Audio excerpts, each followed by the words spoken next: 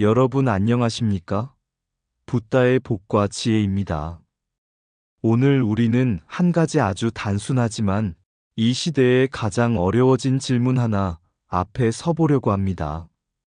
나는 과연 누구를 진심으로 존경하며 살고 있는가? 부처님께서는 재산이 많아서 존경받는 사람도 아니고 지위가 높아서 존경받는 사람도 아니며 이름이 알려져서 존경받는 사람도 아니라고 하셨습니다.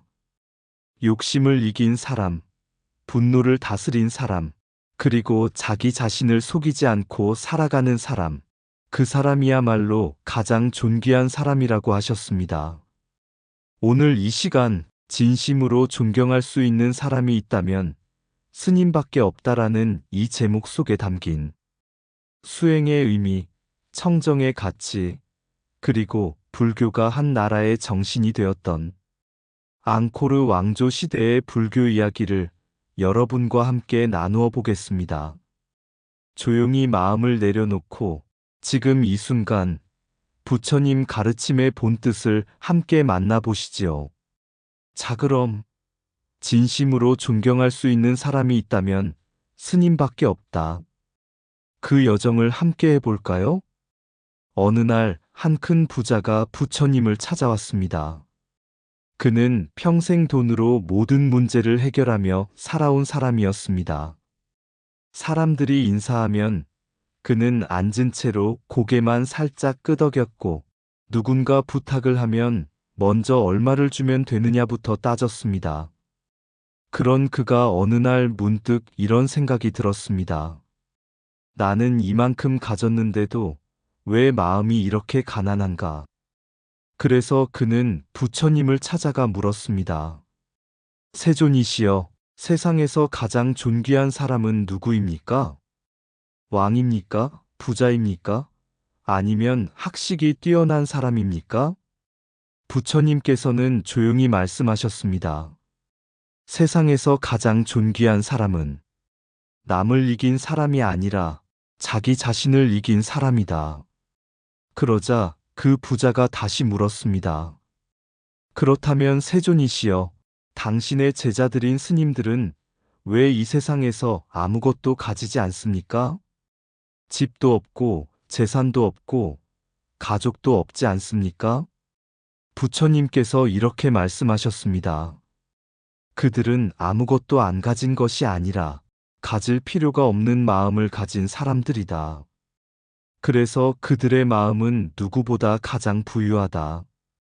그 순간 부자는 말없이 고개를 숙였습니다. 그리고 그날 이후 그는 길에서 스님을 보면 가장 먼저 두 손을 모으고 절을 했습니다. 누군가가 그에게 물었습니다. 당신은 왜 스님들만 보면 그렇게 깊이 절을 합니까? 그는 이렇게 대답했습니다. 나는 돈으로 많은 사람들의 고개를 숙이게 만들었지만 스님은 침묵으로 내 고개를 숙이게 만들었다. 그래서 나는 세상에서 진심으로 존경할 수 있는 사람이 있다면 그건 스님뿐이라고 생각한다. 자기 자신과의 싸움이 가장 위대한 승리. 무소유는 가난이 아니라 자유. 존경은 힘이 아니라 수행에서 나온다. 계율은 권위가 아니라 신뢰의 근원. 지금으로부터 약 1200년 전 캄보디아의 대지 위에 하나의 거대한 왕조가 일어섰습니다. 바로 802년 앙코르 왕조의 시작이었습니다. 그 왕조는 무려 600년이 넘는 세월 동안 전쟁과 번영, 신앙과 권력을 함께 품고 이어졌습니다. 그리고 그 모든 시간이 거대한 돌의 도시 앙코르와트라는 이름으로 지금도 침묵 속에 남아 있습니다. 앙코르의 왕들은 말했습니다. 이곳은 인간의 나라가 아니라 신들이 내려와 머무는 나라가 되어야 한다. 그래서 그들은 산처럼 쌓아 올린 사원 속에 브라만의 신을 모시고 힌두의 비슈누와 시바를 새기고 동시에 부처님의 미소를 그 돌 위에 함께 새겼습니다. 사원 하나에는 힌두의 신상이 있고 그 옆에는 관세음보살이 서 있으며 다른 한쪽에는 초기 불교의 법륜이 함께 새겨진 세상 어디에서도 보기 힘든 신앙의 혼합이 이곳에서 이루어졌습니다. 사람들은 이것을 두고 종교의 혼란이라 말하기도 합니다. 하지만 부처님의 눈으로 보면 이것은 혼란이 아니라 연기의 모습이었습니다. 부처님께서는 이렇게 말씀하셨습니다. 이것이 있으므로 저것이 있고 이것이 사라지면 저것도 사라진다. 앙코르의 불교 또한 따로 존재한 것이 아니라 당시의 정치, 민족, 주변 국가, 백성들의 삶과 얽히며 그 모습이 끊임없이 변해간 것입니다. 초기에는 왕들은 힌두신의 권위를 빌려 나라를 다스렸고 그 뒤에는 대승불교가 들어와 왕은 보살이며 국가는 중생을 위한 도량이라 불렸습니다.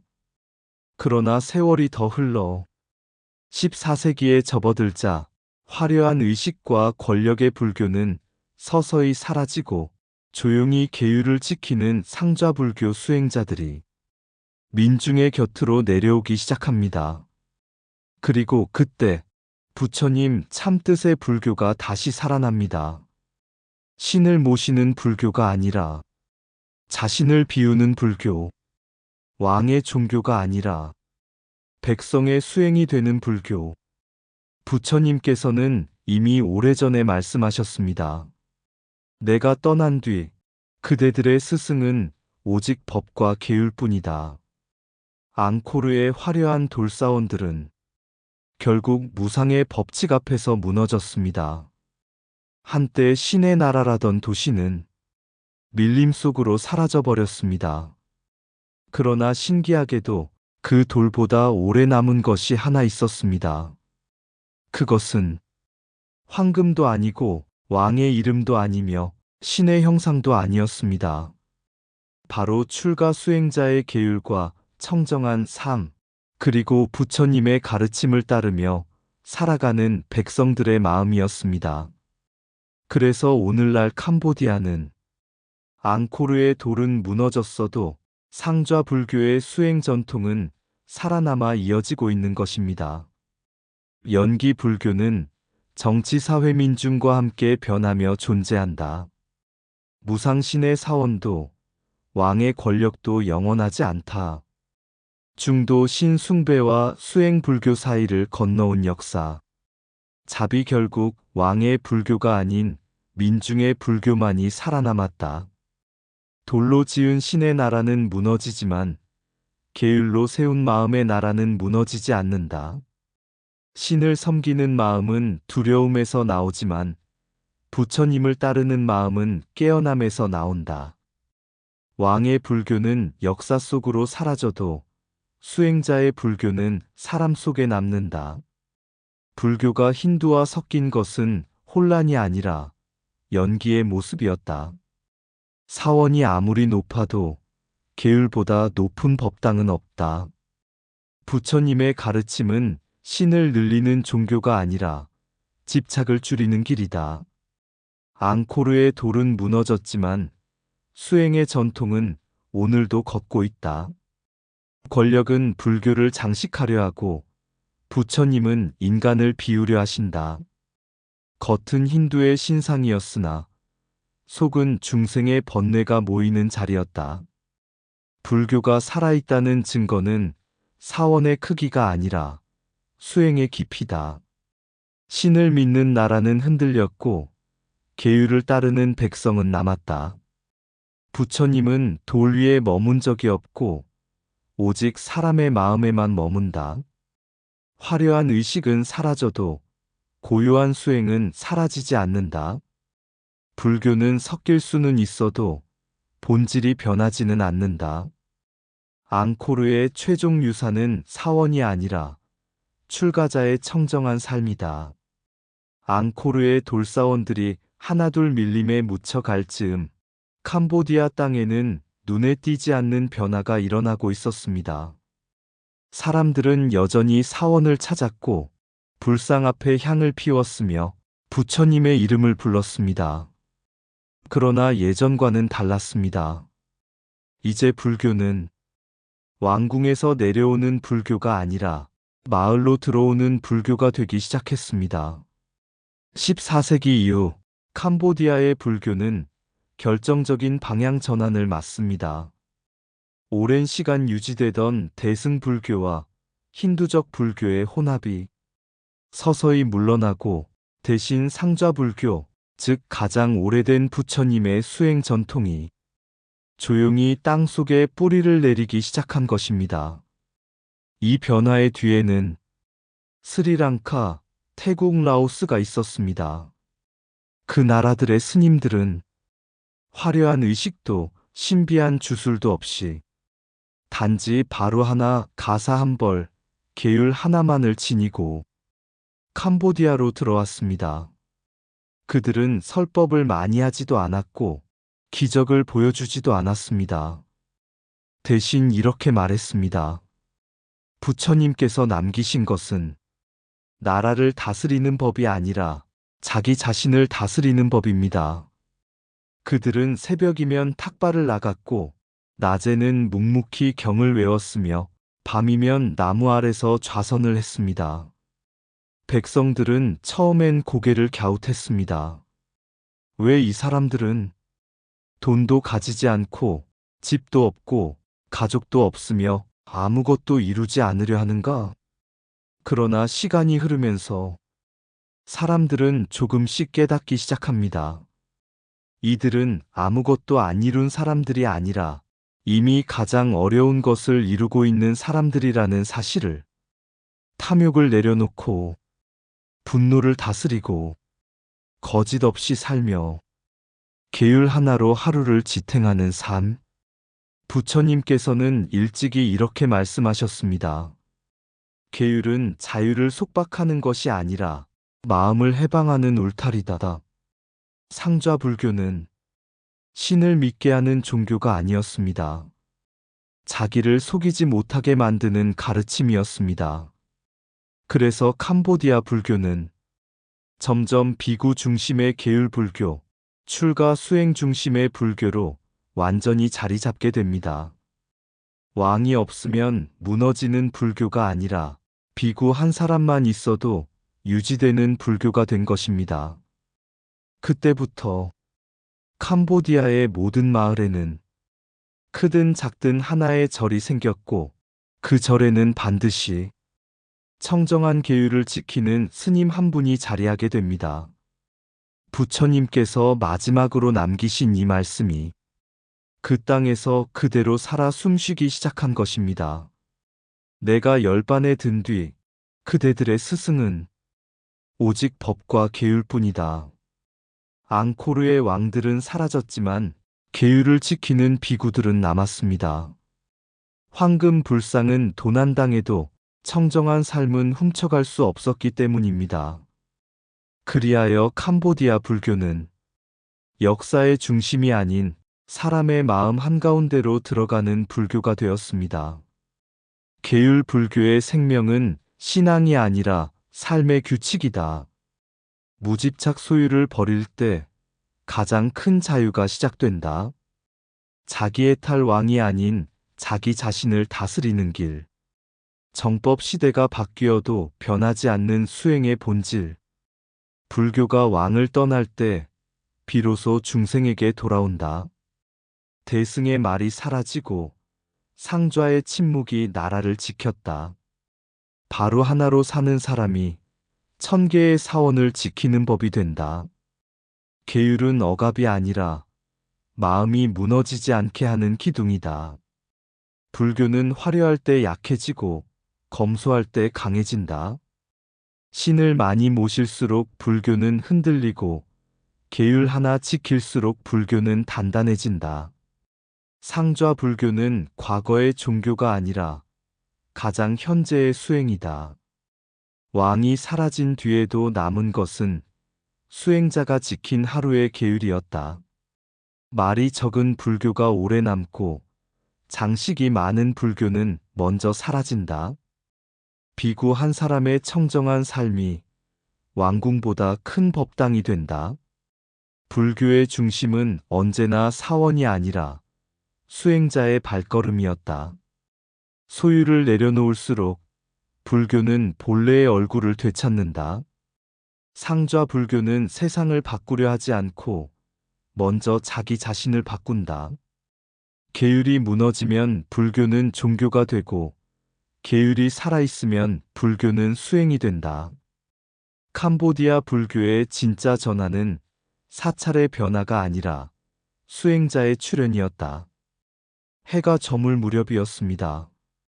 태국 방콕의 번화한 거리, 자동차와 사람과 소음이 뒤섞인 그 복잡한 거리 한가운데에서 나는 평생 잊지 못할 장면을 보게 되었습니다.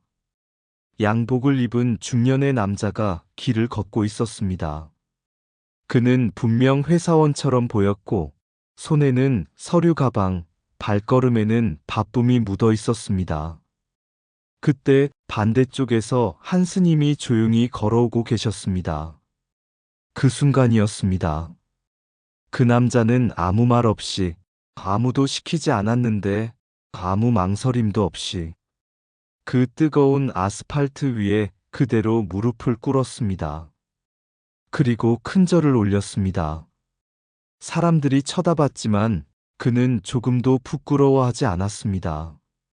마치 너무도 당연한 일을 하는 사람처럼 고요하게, 깊게 머리를 땅에 붙였습니다.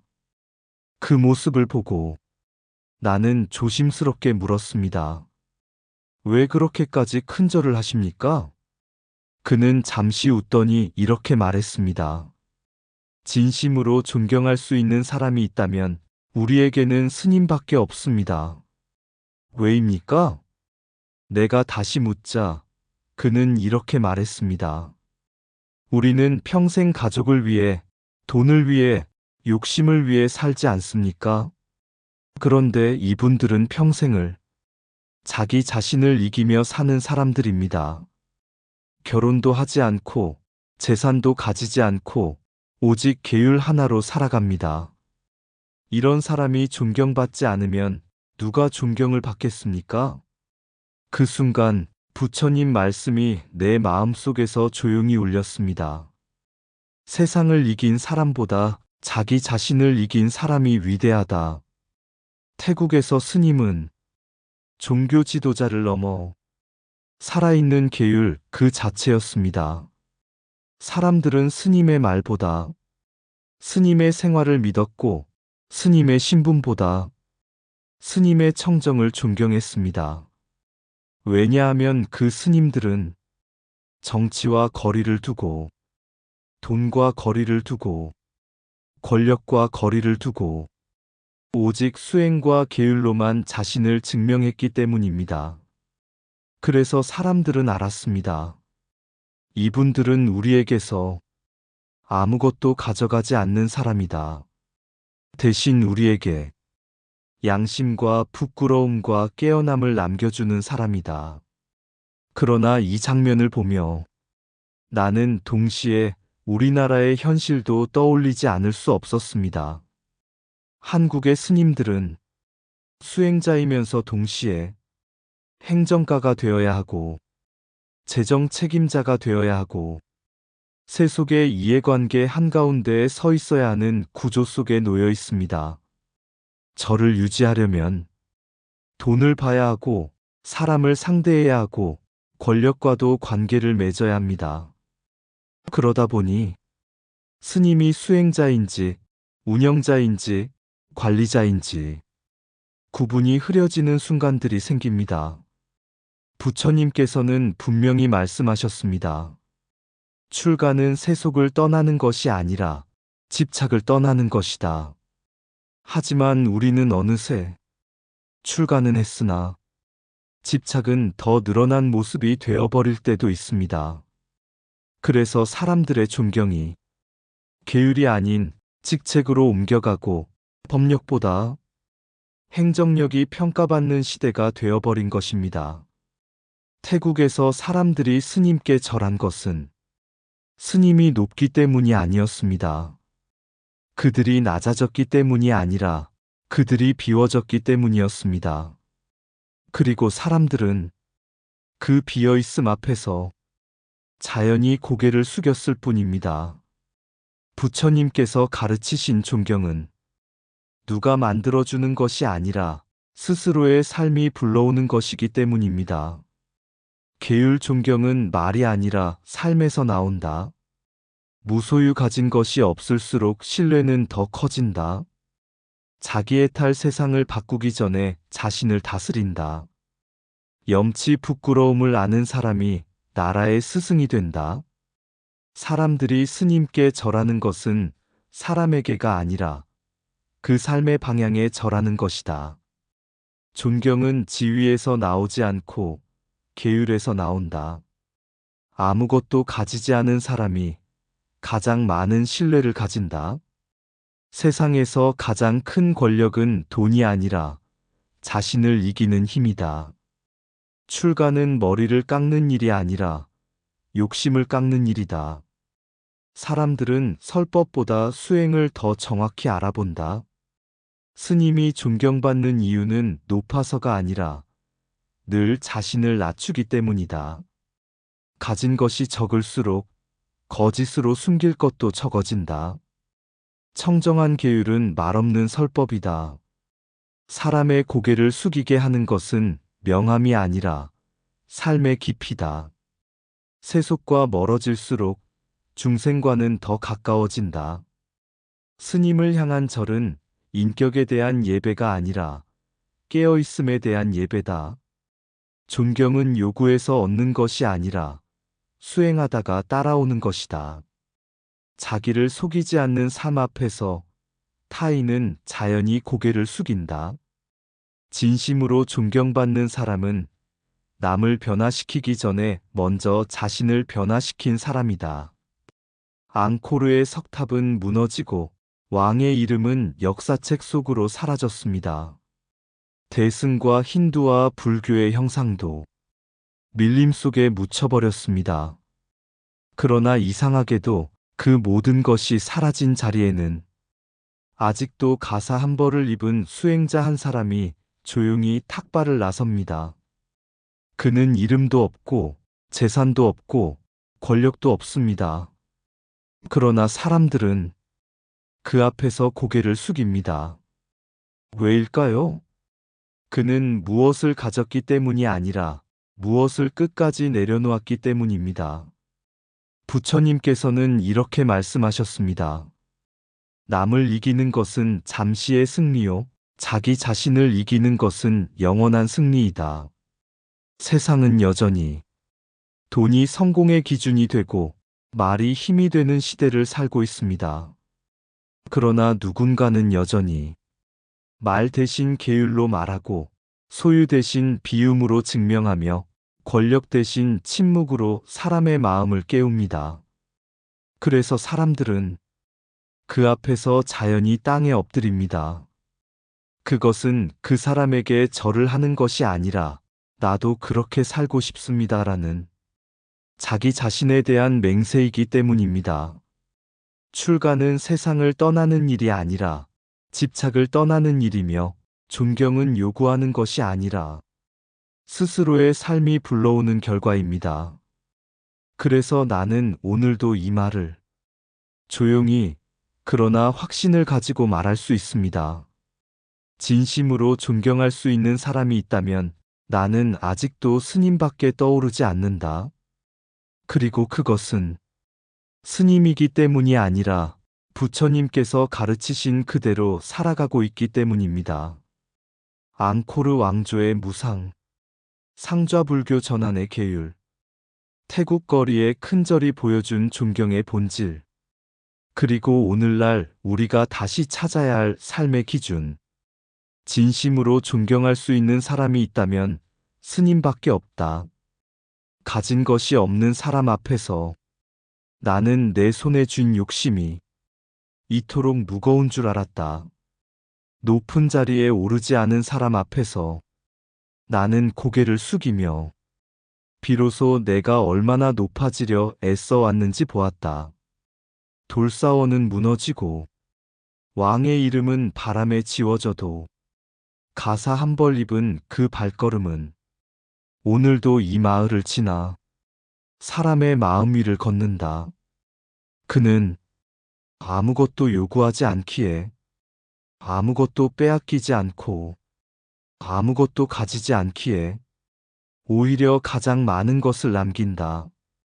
돈으로는 살 수 없는 신뢰 한 줌, 말로는 만들 수 없는 존경 한 번, 그 모든 것이 그의 침묵 속에 들어있다. 부처님께서 말씀하신 자기를 이기는 사람이란 저렇게 하루를 계율 하나로 건너는 사람일 것이다. 그래서 사람들은 그 앞에서 무릎을 꿇는다. 그 사람에게가 아니라 그 사람이 살고 있는 삶의 방향 앞에 나도 오늘 내 안에 욕심 하나를 내려놓으며 작게 합장한다. 진심으로 존경할 수 있는 사람이 있다면 그는 세상을 떠난 사람이 아니라 세상을 이기고도 여전히 조용히 살아가는 스님 같은 한 사람일 것이다. 이상 붓다의 복과 지혜였습니다. 오늘도 복지구족한 날 되세요. 구독과 좋아요는 붓다의 복과 지혜를 밝히는 큰 자비의 등불이 됩니다.